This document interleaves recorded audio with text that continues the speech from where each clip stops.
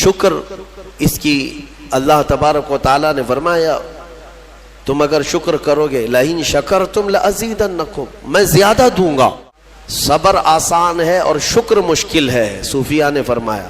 حالانکہ شکر میں کیا کرنا کیا ہے، صبر دیکھا جائے تو کٹھن ہوتا ہے، برداشت کرنا ہوتا ہے، مصیبت آئی خاموش رہنا ہے، کسی چیز کی کمی ہو گئی خاموش رہنا ہے، یہی تو صبر ہے۔ گناہ کی خواہش ہوئی لیکن نہیں کیا، یہی صبر ہے۔ صبر دیکھا جائے تو مشکل ہے، لیکن صوفیہ کرام فرماتے ہیں صبر سے زیادہ مشکل شکر ہے۔ شکر ہے وہ کیسے؟ کہا کہ اس لیے کہ جب خوشیاں آتی ہیں تو عام طور پر انسان ہر چیز بھول جاتا ہے، اسے یاد ہی نہیں رہتا کہ دینے والے کا مجھے شکر بجا لانا چاہیے، وہ بھول جاتا ہے۔ یہی تو ہم نے دیکھا ہے۔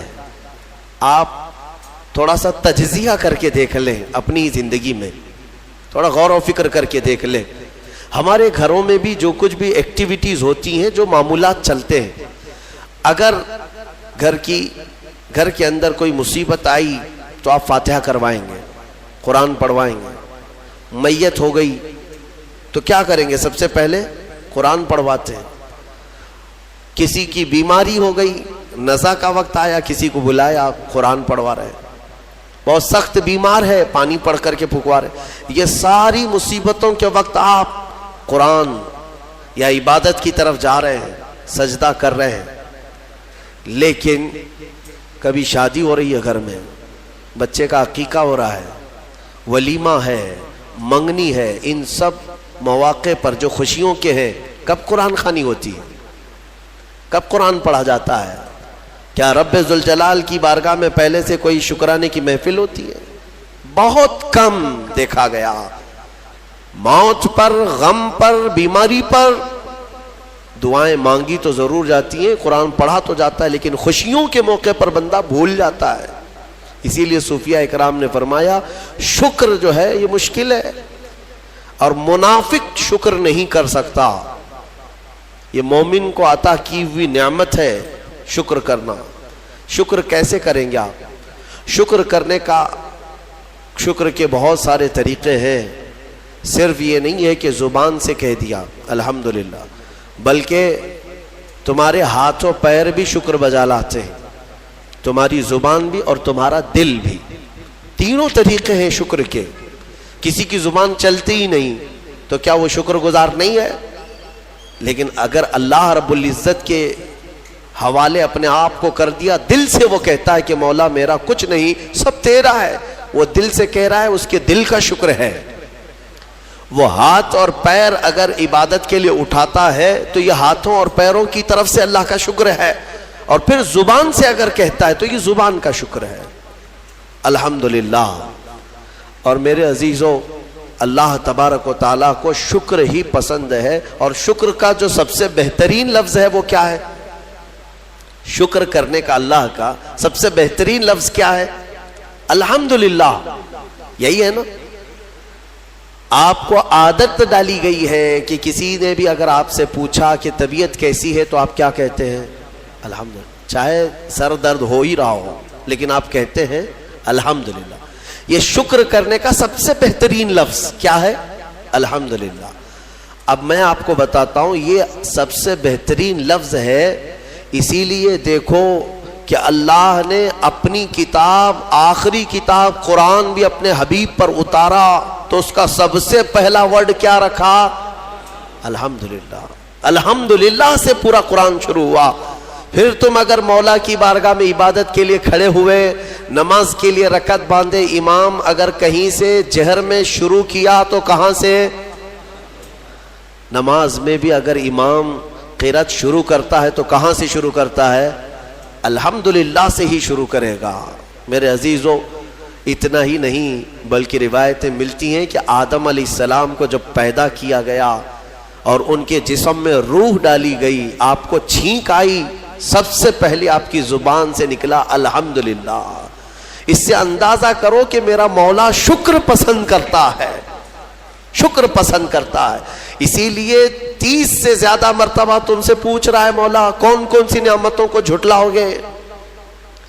تم اللہ رب العزت کے آگے سیرنڈر ہو جاؤ, سپرد ہو جاؤ کہ مولا نہیں, میں تیری کسی نعمت کا انکار نہیں کرتا.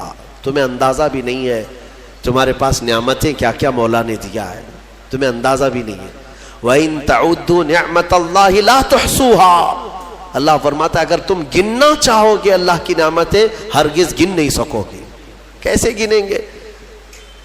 ایک بزرگ نے لکھا ہے کہ اگر کوئی طے کر لیا, توجہ چاہتا ہوں, شیخ سعدی رحمۃ اللہ علیہ کے حوالے سے یہ بات ملتی ہے, کسی نے طے کر لیا کہ میں اللہ کی ساری نعمتوں کا شکر بجا لاؤں گا, اس نے جو بھی میری نعمتیں دی ہیں سب نعمتوں کا میں شکر بجا لاؤں گا. ٹھیک ہے, تمہاری زبان اللہ نے دیا ہے, یہ ایک نعمت ہے. ناک نعمت ہے, کان نعمت ہے, آنکھ نعمت ہے, ہاتھ ہیں, انگلیاں ہیں, پورے جسم میں ایک ایک عضو اللہ کی نعمت ہے. پھر پلس اس کے علاوہ جینے کے لیے جو یہاں پر گھر دیا یہ نعمت ہے, زمین پر چلنے کی طاقت دی یہ نعمت ہے, اور سونے کے لیے ہمیں بستر دیا, پہننے کے لیے کپڑے دیا یہ نعمت ہے, رشتہ دار دیا یہ نعمت ہے, اولاد دیا یہ نعمت ہے, ماں باپ دیا یہ نعمت ہے, اچھے دوست دیا یہ نعمت ہے, اسلام دیا یہ نعمت ہے, ایمان پر رکھا یہ نعمت ہے, اپنے آخری نبی کی امت میں پیدا کیے یہ نعمت ہے. یہ ہزاروں نعمتیں ہیں. لیکن اگر تم چلو طے کر لیتے ہو کہ میں اللہ کی ساری نعمتوں کا ایک ہی بات دیگرے شکر بجا لاؤں گا, اے اللہ تو نے مجھے زبان دی الحمدللہ, تو نے مجھے ناک دی الحمدللہ, سب نعمتوں کا شکر کرنے کا اگر کسی نے ارادہ کر لیا تو شیخ سعدی فرماتے ہیں تو پہلے وہ بیٹھ جائے, اس کو اللہ نے جو سانسیں دی ہیں نا یہ سب سے بڑی نعمت ہے. ایک سانس اندر جاتی ہے یہ نعمت, سانس باہر نکلتی ہے یہ نعمت. اگر تم نے سانس لے لیا نکلی نہیں باہر تو ختم ہو گئی تمہاری زندگی, اور سانس نکلی اندر لے نہیں پا رہے ہو یہاں پر بھی زندگی ختم. سانس لینا ایک نعمت, سانس باہر چھوڑنا یہ ایک نعمت. شیخ سعدی فرماتے ہیں اور ہر سانس نہیں ہوتی ہے, پرانی سانس نہیں آئے گی, پھر ہر سانس نہیں ہے, تو ہر سانس کے بدلے ہی تم اگر الحمدللہ کہتے رہ جاؤ گے تو زندگی گزر جائے گی سانسوں کے شکر پر, باقی نعمتیں ویسی ہی رہ جائیں گی. صرف سانسوں کے شکر پر تو زندگی گزر جائے گی. میرے عزیزو, اندازہ بھی نہیں کر سکتے کہ اللہ نے کون کون سی نعمتوں سے نوازا ہے. تمہیں پتہ ہے, میں ایک مرتبہ اس چیز کو بھی پڑھا تھا کہ اگر تمہیں سانس خرید کر کے لینا پڑ جائے, ہاسپٹل میں جا کر کے دیکھو آکسیجن کا ایک سلنڈر جو کبھی مریضوں کو لگایا جاتا ہے کتنی قیمت کا ہوتا ہے, دن بھر میں وہ کتنے سلنڈر سانس کھینچتا ہے. اس اعتبار سے اگر تمہاری زندگی 60 سال کی ہوئی اور 60 سال تمہیں آکسیجن خرید کر کے لینا پڑا تو تقریباً اس کی قیمت جو ہے کئی 100 کروڑ میں چلی جاتی ہے. ایک اندازے کے مطابق 50 سے 60 کروڑ کا آکسیجن تمہیں لگ جاتا ہے. تو کیا یہ ہر آدمی کیپیبل ہے اپنی سانسوں کو پیسے سے خرید سکے گا؟ اور رب ذوالجلال نے تمہارے لیے اتنی آسانیاں کی ہیں کہ سانس ایسا نہیں ہے کہ فلاں شہر میں ملتی ہے جا کر کے لائیں اور پھر کھینچیں. تم جہاں ہو تمہاری ناک کے قریب ہوائیں کیا ہے. اس رب قدیر نے اتنی بڑی نعمتوں سے تمہیں نوازا, تمہیں اندازہ بھی نہیں ہے. اور اسی لیے رب تعالیٰ فرماتا ہے فَبِأَيِّ آلَاءِ رَبِّكُمَا تُكَذِّبَانِ, تم میری کون کون سی نعمتوں کو جھٹلاؤ گے. حاتم اصم ایک بزرگ ہے, حضرت حاتم خلیفہ ہارون رشید کے زمانے کے ہیں. خلیفہ ہارون رشید کے زمانے میں بادشاہ نے ایک مرتبہ ان کو طلب کیا اور پوچھا کہ کچھ نصیحت کیجیے آپ مجھے. وہ اکثر بڑے بڑے علماء کو دربار میں بلاتا اور نصیحت حاصل کرتا. حضرت حاتم اصم رضی اللہ تعالیٰ عنہ نے بادشاہ سے ایک سوال کیا کہ ہارون, اگر تمہارے ساتھ ایسا ہو جائے زندگی میں اور پیاس کی شدت ایسی ہے کہ تم بلک رہے ہو, اگر تم کو کوئی ایک گلاس پانی دینا چاہے اور وہ پیسوں میں دینا چاہے, اور اس آدمی کے علاوہ کسی کے پاس پانی نہیں ہے، تم ایسی جگہ پر پہنچ گئے ہو جنگل میں یا صحرا میں، تو تم اس کو کتنے پیسے دے کر خرید سکتے ہو؟ ایک گلاس پانی وہ بہت بڑی قیمت لگا رہا ہے، تم کو اگر بہت شدت کی ضرورت ہے تو تم کتنا مال دے کر کے خریدو گے؟ خلیفہ ہارون رشید نے کہا میں اپنی آدھی سلطنت بھی دینے کو تیار ہو جاؤں گا ایک گلاس پانی، کیونکہ ضرورت ہے انسان کی، جان بچانا ہے۔ تو حاتم اسم نے کہا ٹھیک ہے، تمہیں پانی تو مل گیا، کبھی ایسا ہوا تمہاری زندگی میں تم نے پانی تو پی لیا، پیٹ بھر کر پی لیا، پیٹ بھر کر کے، لیکن پانی اب نکلتا نہیں ہے، باہر نہیں نکلتا پانی، کوئی صورت ہی نہیں ہے کہ تمہارا پانی باہر آئے، پیشاب بند ہو چکا ہے۔ کوئی ایک حکیم ایسا ہے جو تم سے یہ کہے کہ میں تیرے پیٹ کا پانی باہر نکال دوں گا تو تو اسے کتنی قیمت دے گا؟ ہارون رشید نے کہا اس کو بھی میں اپنی آدھی سلطنت دے دوں گا، میرا پانی نکالتا ہے۔ تو حضرت حاتم اسم نے فرمایا ہارون تیری پوری سلطنت کی قیمت ایک گلاس پانی کے برابر ہے، اگر نہ ملے تو آدھی سلطنت اور مل جائے نکالنے کے لیے آدھی سلطنت، تو سوچ وہ رب ذوالجلال بغیر کسی قیمت کے روز تجھے پلاتا بھی ہے اور روز تیرے سے نکالتا بھی ہے، کتنی بڑی نعمت ہے تیرے لیے۔ میرے عزیزوں، میں آپ کو ایک چیز بتاتا ہوں، میرے آقا صلی اللہ تعالیٰ علیہ وسلم نے اپنی امت کو سب سے زیادہ اگر دعائیں سکھائی ہیں تو وہ شکر کی دعائیں، شکر کی دعائیں تلاش کر لینا، یہ میرے مطالعے کے اعتبار سے میں آپ کو بتا رہا ہوں۔ آپ روزمرہ کی زندگی میں، روزمرہ کی زندگی میں جو چیز بھی کرتے ہیں اس میں اللہ کا شکر ہے، میرے آقا نے سکھایا۔ آپ کھانا کھانے کے لیے بیٹھ رہے ہیں، بسم اللہ پڑھ کر کے شروع کیے، کھانا ختم ہونے کے بعد میرے آقا نے سکھایا ہے الحمدللہ الذی اطعمنا وسقانا وکفانا وجعلنا من المسلمین۔ کیا ہے؟ تمام تعریفیں اس اللہ کے لیے، شکر ہے اس مولا کا جس نے ہمیں کھلایا پلایا اور ہمیں ہدایت دیا اور مسلمان بنایا۔ کھانے کے بعد بھی میرے آقا نے یہی سکھایا، کھانے کے بعد تمہیں کرنا کیا ہے؟ یہی ہے۔ اچھا، اور نیند لگ رہی ہے، سونے کے وقت کہا بسم اللہ پڑھ کر کے سو جاؤ، لیکن سو کر کے اٹھتے ہو اگر نیند کھلتی ہے تو میرے آقا فرماتے ہیں یہ پڑھو الحمدللہ الذی احیانا بعد ما اماتنا، الحمد سے ہی شروع ہے، تمام تعریفیں اس اللہ کے لیے جس نے ایک موت کے بعد مجھے دوبارہ اٹھایا ہے۔ ہاں، آپ کیا سمجھتے ہیں؟ نیند جو ہے موت کی بہن ہے، اگر کوئی سویا مولا چاہے تو اس کی آخری نیند ہو سکتی ہے، بہت سارے ایسے ہیں جو سوئے اور پھر اٹھ ہی نہیں سکے۔ نیند کی حالت ایسی ہوتی ہے کہ وہ آدھی موت کے برابر ہے، اس کو خبر نہیں ہوتی، اسی میں وہ چلا بھی جا سکتا ہے، اور پھر جب تمہیں بیدار کرتا ہے مولا تو یہ نعمت ہے، بہت بڑی نعمت ہے کہ تمہیں موت کے منہ میں لے جا کر واپس لے آیا۔ جب بھی تم اٹھتے ہو میرے آقا نے فرمایا شکر بجا لاؤ، شکر ہے اس اللہ کا، تمام تعریفیں اس اللہ کی۔ بعد ما اماتنا احیانا بعد ما اماتنا، ہمیں موت دینے کے بعد دوبارہ اٹھایا ہے، اس اللہ کا شکر ہے۔ سو کے اٹھو تو الحمدللہ۔ اتنا ہی نہیں میرے عزیزوں، میرے آقا صلی اللہ تعالیٰ علیہ وسلم فرماتے کپڑا اگر پہن لیا تو بھی پڑھو الحمدللہ الذی کسانی ھذا، تمام تعریفیں اس اللہ کے لیے جس نے مجھے یہ جوڑا پہنایا۔ ہاں، ورنہ اگر مولا تعالیٰ نہ چاہے تو کسی جسم پر کپڑا بھی نہیں آئے گا، وہ روز تمہیں پہناتا ہے، تمہارے سطر کو چھپاتا ہے۔ اتنا ہی نہیں، میں آپ کو بتاؤں استنجا کے لیے بھی جاتے ہو، پیشاب کے لیے فرمایا گیا کہ بسم اللہ پڑھ کر کے تو جانا ہے اور اللہ کی پناہ مانگ کر کے جاؤ، بسم اللہ اللہم انی اعوذ بک من الخبث والخبائث۔ لیکن جب تم استنجا کر کے باہر آتے ہو تو حضور نے فرمایا پھر یہ کہو الحمدللہ الذی اذھب عنی الاذى وعافانی۔ وہاں بھی شکر ہے، کس بات کا شکر ہے؟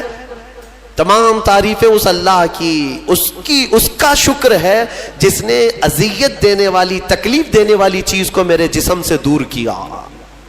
تمہیں اندازہ ہے زہر ہے یہ جو اندر استنجا جمع ہو جائے تو آسانی سے آج پیشاب کر لیتے ہو، آسانی سے آج تم حاجت کر لیتے ہو، پخانہ ہو جاتا ہے، تو اس کو یوں مت سمجھ لینا کہ تمہارا کمال ہے، یہ رب تعالیٰ کی ہزار نعمتوں میں سے ایک نعمت ہے۔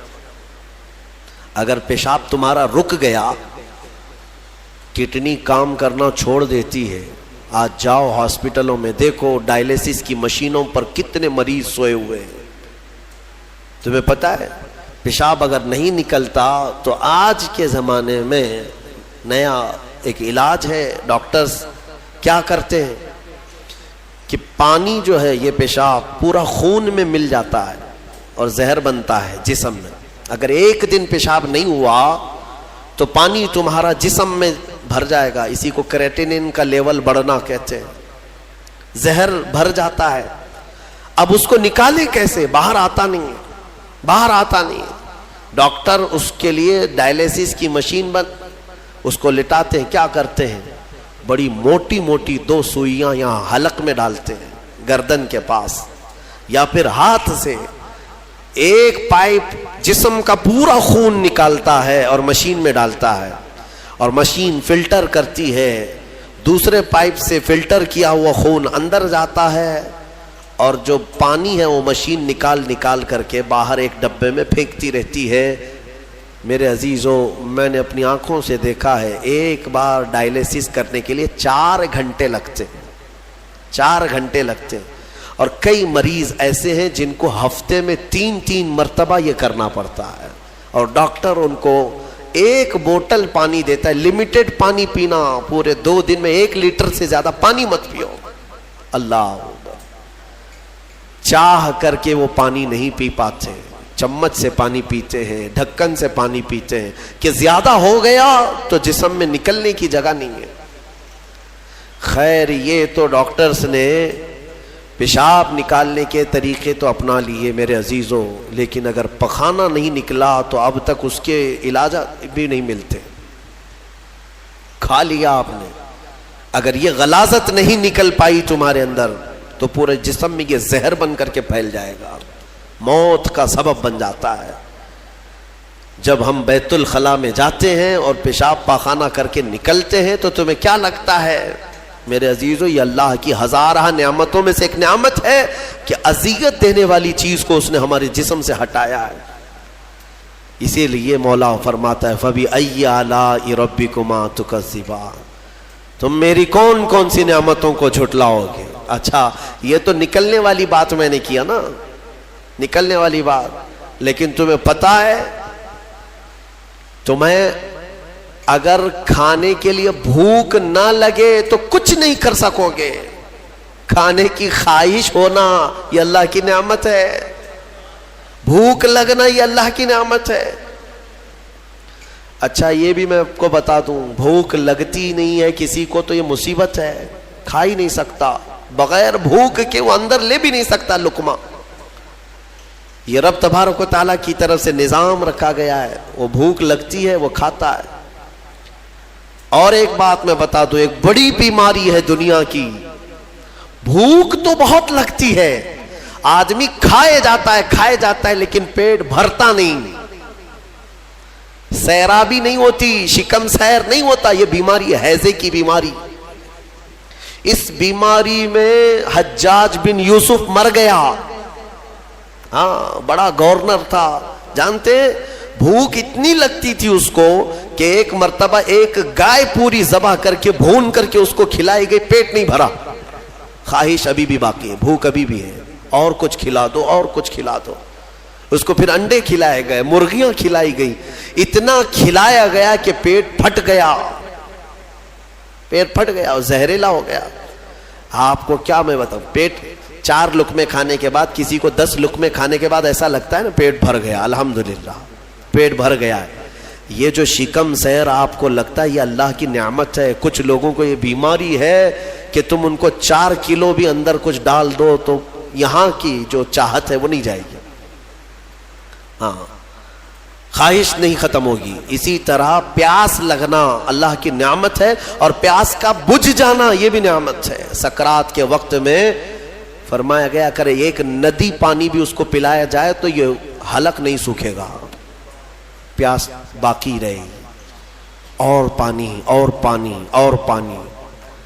تم اندازہ کر سکتے ہو ایک گلاس پانی پینے کے بعد اگر ٹھنڈک لگی, ہاں پیٹ بھر گیا, پیاس بجھ گئی, نعمت ہے اللہ کی یہ. اور ایک بیماری یہ ہے کہ اس کے اندر ایک بالٹی پانی بھی ڈال دیا جائے تو حلق نہیں سوکھتا, پیاس بجھتی نہیں ہے, پھر زبان چپکنے لگتی ہے, زبان چپکنے لگتی ہے, حلق سوکھنے لگتا ہے. یہ بیماری ہے. میرے عزیزوں, میں تو صرف تمہارے جسم کی نعمتیں گنا رہا ہوں, تمہیں اندازہ بھی نہیں ہے. ابھی چند دنوں قبل میں نے اپنے بچوں کے سامنے بھی ایک بات عرض کیا تھا. میں 1-2 سال قبل شاید ایک مطالعے میں تھا, کسی چیز کی اسٹڈی میں, ایک نئی چیز میرے مطالعے پہ آئی تھی. ایک صاحب کئی دنوں سے وہ بیمار رہتے تھے. ان کو ہوتا کیا تھا, چلتے تھے تو اچانک ٹیڑھے ہو جائے اور ایسا لگے کہ دیوار گر رہی ہے. روڈ پہ چلے تو ایسا لگے کہ یہ گاڑی میرے اوپر گرے گی. ہاں یہ ایک بیماری ہے. آپ زمین پر کھڑے ہوتے ہیں, 2 پیروں سے کھڑے ہوتے ہیں نا, بیلنس کیسے رہتا ہے تمہارا؟ یہ چاہے موٹے ہو تگڑے ہو لیکن سیدھے تو کھڑے رہتے ہو. اور چلتے ہو تو کیا ایک طرف جھک جھک کے چلتے ہو, کبھی ادھر کبھی ادھر نہیں. ہوائیں چاہے جتنی بھی آئیں آپ سیدھے چلتے ہیں. یہ کون ہے جو تمہارے بیلنس کو مینٹین کیا ہوا ہے؟ صرف 2 ٹانگوں پر تمہارے پورے وزن کو کس نے قائم رکھا ہے؟ اگر تجربہ کرنا ہے تو مٹی کا ایک پتلا اس طرح سے چلا کر کے دکھاؤ, 2 ٹانگوں پر چلا کر کے دکھاؤ, بیلنس کون رکھے گا؟ ارے پتلے بھی اگر بنا کر کے کھڑا کرتے ہیں کہیں اسٹیچو تو انہیں گاڑ دیتے ہیں, کھڑا نہیں کر پائیں گے. اتنا تمہاری ہی وزن کے بعد 80 کلو کا ایک پتلا بناؤ مٹی کا اور اس کو صرف پیروں پہ کھڑا کر کے دکھاؤ, نہیں کھڑا ہوگا, ہوا آئے گی گر جائے گا. تمہیں ہوا کیوں نہیں گراتی؟ کون ہے جو تمہیں برقرار رکھا ہوا ہے؟ آپ کو میں بتاؤں تو حیرت ہوگی آپ کہ کون سی چیز مینٹین کرتی ہے. پتا ہے آپ کو کون سی چیز تمہارے جسم کے اندر؟ نہ تمہارے ہاتھ نہ تمہارے پیر. اللہ اکبر, اللہ کی نعمتوں پر قربان جاؤ. ایک صاحب انہوں نے مجھ سے ملاقات کی تھی اور اپنی بیماری یہ بتائی تھی کہ ایسا لگتا ہے, تعویذ بھی کرائے, دعا بھی کرائے, وظیفے بھی کروائے, بہت ساری. ایک ماہر دانشور تھے, انہوں نے مجھ سے یہ کہا کہ مولانا مسئلہ یہ ہے کہ ہمارے دونوں کانوں کے بیچ میں ایک چھوٹا سا پارا, ایک قطرہ ہوتا ہے پارے کا, لکوڈ پارا. دیکھیں آپ بی پی چیک کرنے کے وقت جو چڑھتا اترتا ہے مشینوں پہ, اس طرح کا ایک ہلکا سا ایک لکوڈ قطرہ ہمارے دونوں کانوں کے برابر بیچوں بیچ ہوتا ہے. اور وہ قطرہ ہے جو پورے بیلنس کو مینٹین کرتا ہے. وہ ایک قطرہ ہے. اگر اس قطرے کے اندر ذرا برابر بھی ادھر ادھر ہوا, وہ ایک طرف ہو گیا تو آدمی یوں چلنے لگ جائے گا. اگر وہ اس طرف ہو گیا قطرہ تو پھر آدمی اس طرف جھک جائے گا. اور یہ جلدی ہوتا نہیں ہے. وہ اتنا مضبوطی کے ساتھ پورے انسانوں کے جسموں کو سنبھالے رکھتا ہے. میرے عزیزوں, پھر میں یہ پوچھتا ہوں فَبِأَيِّ آلَاءِ رَبِّكُمَا تُكَذِّبَانِ, تم اپنے رب کی کون کون سی نعمتوں کو جھٹلاؤ گے؟ اور ایک بات, عجیب عجیب چیزیں میں نے دیکھی, کبھی ہم غور نہیں کرتے نا اپنے جسم میں, اور اسی لیے میرا رحمان فرماتا ہے وَفِي أَنفُسِكُمْ أَفَلَا تُبْصِرُونَ, تمہاری ذات میں میری نشانیاں ہیں, تم دیکھتے نہیں؟ اللہ پوچھ رہا ہے, تمہاری اپنی ذات میں میری نشانیاں ہیں. محبوب الہی نظام الدین اولیاء رحمۃ اللہ تعالیٰ علیہ نے فرمایا اللہ تبارک و تعالیٰ تک اگر پہنچنا چاہے بندہ تو صرف اس کی نسیں جو ہے نا, اس کی رگیں, یہی کافی ہیں اس کے لیے. ہاں میرے عزیزوں, آج بھی ڈاکٹرز یہ کہتے ہیں کہ تمہارے جسم کے اندر کی نسیں اگر کھول کر کے پھیلا دی جائیں تو 10,000 کلومیٹر تک پھیل جائیں گے, یعنی تقریباً ایک دنیا گھومنے کے برابر. اتنی نسیں تمہارے جسم کے اندر ہیں کہ اگر ان کو کھول کر کے پھیلا دیا جائے تو اتنی لمبی ہو. کون ہے جو یہ سارا مینٹین کیا ہوا ہے؟ اور ہر نس میں وہ خون کو دوڑاتا ہے اور پھر واپس پہنچاتا ہے دل تک. ایک چیز میں جو کہہ رہا تھا وہ یہ ہے، عجیب سی چیز ہے. ایک صاحب نے فرمایا کہ ایک بیماری ہے کہ یہ ایک صاحب ہیں کہ ان کی آنکھوں کی پلک بند ہی نہیں ہوتی. اس پر تحقیق کی گئی. میرے عزیزو کتنی چھوٹی چیز لگتی ہے. آپ پلکیں جھپکاتے ہیں نا، آپ کے اختیار میں نہیں، اور بہت ہلکی سی ہے، یوں کیا بند ہوئی، یوں کیا کھول دیا، آنکھیں بند ہو رہی کھل رہی ہے. آپ کو پتا ہے اس کے اندر کیا چیز ہے؟ کہا کہ ایک بہت ہلکا سپرنگ ہے ان پلکوں کے بھی اوپر. باقی سب جگہ اس طرح اپنے آپ نہیں ہوتے ہیں کہ خود سے جو ہے بند ہو رہی ہو کھل رہی ہو. کان کیا اس طرح کرتا ہے ہمارا؟ اٹھ گیا اپنے آپ، بیٹھ گیا اپنے آپ. یہ ہلکی سی پلکوں کی جو چمڑی ہے نیچے آتی اوپر جاتی، نیچے آتی اوپر جاتی. کیا چیز ہے اس؟ تو ایک صاحب نے ہمیں بتایا کہ بہت ہلکا سپرنگ ہوتا ہے. اگر وہ سپرنگ ختم ہوا کسی کا تو بلڈوزر سے بھی کھینچ کر کے بند نہیں کر سکو گے. ان پلکوں کی چھوٹی سی چمڑی کو کھینچ کر کے بھی بند نہیں کر سکو گے، وہ بند نہیں ہوگی پھر. اسی لیے مردوں کو دیکھو، اگر کسی کی آنکھیں بند نہیں کیا آپ نے موت کے بعد، وہ کھلی رہ گئی، تو پھر آپ گھنٹوں کھینچ کھینچ کے اس کی آنکھ بند کرو، بند نہیں ہوگی، نہیں ہوگی. کیونکہ موت کے بعد یہ سارا حصہ ختم ہو گیا. اور مرے ہوئے آدمی کو آنکھیں بند ہے اس کی، آپ نے بند کیا، پھر اس کے 1-2 گھنٹے کے بعد اس کی پلکیں اٹھا کر کے دکھا دو، کھول کر کے دکھا دو اس کی آنکھیں. سارے لوگ مل کر کے بھی اس کی آنکھوں کی پلکوں کو کھول نہیں سکیں گے. میرے عزیزو، ہے تو بہت ہلکی سی چیز، لیکن تمہیں پتا ہے اس کی معنویت کتنی ہے؟ اس کی معنویت کتنی ہے؟ یہ بات میں کیوں کہہ رہا ہوں؟ ایک صاحب کو یہ بیماری کی وجہ سے، اس بیماری کی وجہ سے وہ پاگل ہو گئے. کیا بیماری تھی؟ کہ پلک جھپک نہیں رہی ہے، بند نہیں ہو رہی ہے. اور بند نہیں ہو رہی ہے تو نیند نہیں آتی. جیسے نیند آئے گی تو آنکھوں کا آٹومیٹک بند ہونا ہے، اور آنکھ بند نہیں ہو رہی تو سوئے گا کیسے؟ اور نس ہونے کی وجہ سے وہ مینٹلی ختم ہو گیا، پاگل ہو گیا. اور اب تو شاید مر بھی گیا ہوگا. یہ کافی 2-3 سال پہلے کی بات میں ہم اندازہ بھی نہیں کرتے کہ اتنی چھوٹی چھوٹی چیزیں. میرے عزیزو، ہمارے بال جو جسم میں ہیں، ایک رواں بھی اس کا بال کا، یہ اللہ کی نعمت ہے. آپ دیکھیں ایک بال بھی نکل گیا تو پھوڑی آ جاتی ہے اس کی قیمت بتانے کے لیے کہ یہ یوں ہی اللہ نے نہیں دیا تم کو، یوں ہی نہیں.